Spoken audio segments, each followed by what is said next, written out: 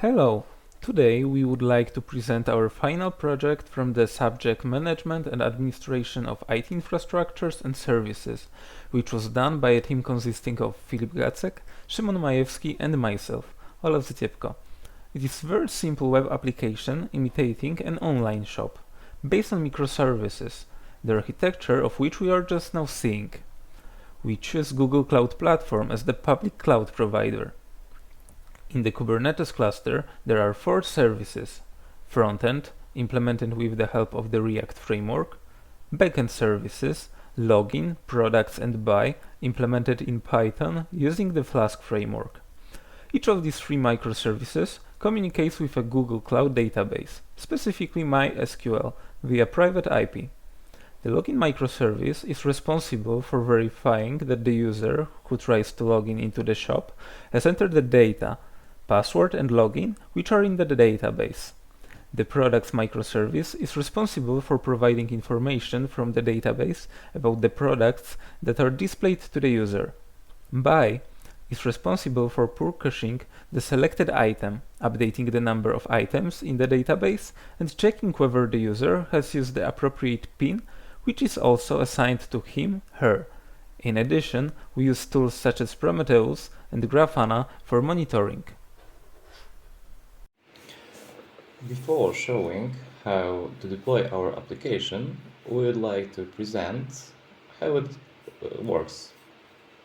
So here we can establish a local connection with our Google Cloud SQL database. And as we can see, we have tables there. One is for login and second is for products. And we see all attributes of each table.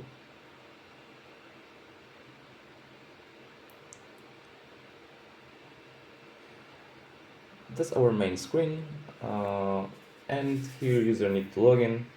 We can see that if we type a wrong login password, we receive unauthorized request, and user is not possible to log in. Once we provide correct data, we are able to log in and see all products. So right now we are giving correct credentials, and the items in shop are shown. The data about items is get from the backend. We can filter by different categories. Once we enter an item, we can buy it, but in order to buy it, we need to specify the PIN. If we type a wrong PIN, we are not able to buy a product.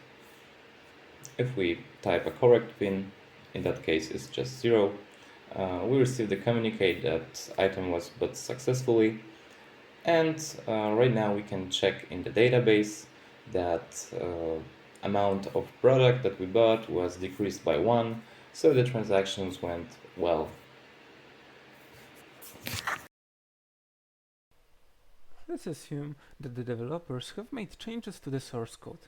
We have prepared 2 files for each microservice, Docker file and Docker Compose. The example files for the buy service looks as follows. Our containers are stored in the Docker Hub repositories, so they are publicly available. We have also prepared a batch file, which may be useful if you later want to extend project with a Jenkins pipelines.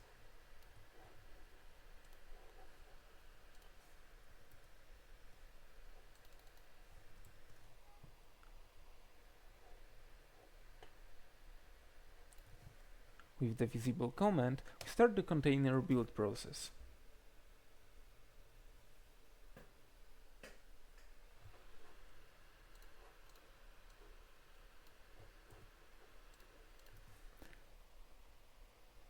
The push command causes it to be delivered to the repository with the declared tag.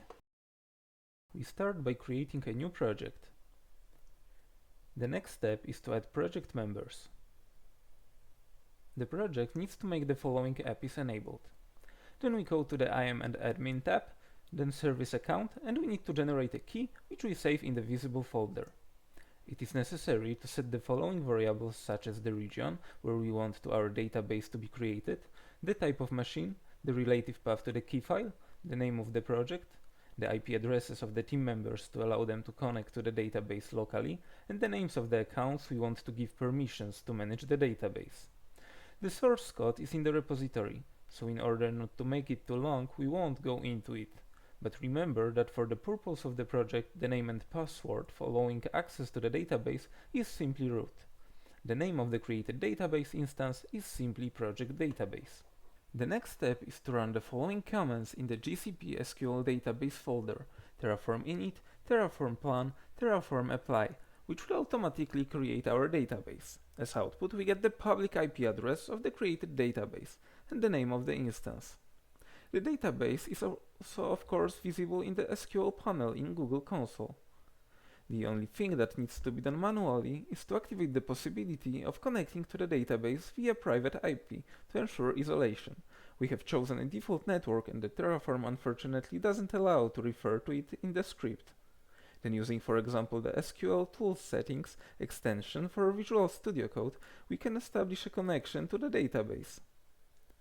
We have also prepared a locally created service that allows the creation of the corresponding tables in the database based on the implemented classes. Previously, however, the values of the relevant variables must be changed in the database directory, in this case simply by changing the IP address. Here are the classes used by us on the basis of which the migration will be performed. Running the db migration file creates the mentioned arrays. It works under the assumption that the user has created a local Python environment. As we can see on the left, the migration was successful. Unfortunately, we didn't create a version of the application for the administrator, so for the purposes of the presentation, we added data to the database using queries, also sent using the mentioned extension, as we now see on the screen. In the GCP GKA folder is the module responsible for setting up the Kubernetes cluster infrastructure. Don't change any variable in it. They are passed from the main file where this module is executed. In the GCP K8s folder is the module responsible for deploying application containers and cluster services. In the variable tf file, or possibly in the variable tf-vars file, if it will be used for the execution of Terraform scripts, some of the variables must be set. In addition to the name of our application, the variable zone allows us to select a zone or region. We want our application to be highly available, so we select region. Also remember to update the names of our containerized services. In the K8s services file, we create the cluster services. In each of them, we specified on which port we want to access them. It is worth mentioning that each of them is of type load balancer, so it provides a public IP endpoint that allows us to send requests to them. We are aware that for better isolation later in the project, we should replace them with static IPs. A good option would be to buy a domain and define ingresses. In the pods file, we provide the creation of the pods where our containers created with the Docker will be placed. The Istio monitoring and namespace files have been created to guarantee the monitoring of our application through the use of the Prometheus monitoring server and Grafana, where it is possible to create dashboards that display data in real time, but we will talk about this later. GCP GA main file is simply responsible for creating previously called modules, but it is worth mentioning that it is important to remember to assign appropriate values to individual variables. Before deployment, the private IP address in each of the configuration variable files for our services should be replaced with the one just created. After deployment of the backend, update the IP addresses where the frontend can send requests to the services. This should be done for the individual components visible on the left: buy, login, and the product. The next step is to run Terraform commands from the GCP Cloud directory. After following all the previous steps, it should be easy for anyone to deploy in GCP the solution we created. Unfortunately, given the monitoring parts of the project, we have only managed to implement the solution presented on the lab classes.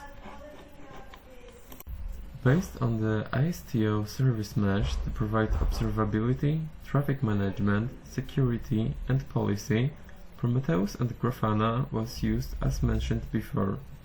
In the next phase of this project, we will focus on these parts to create more customized solutions. Thank you for your attention. The source code is available in the project repository.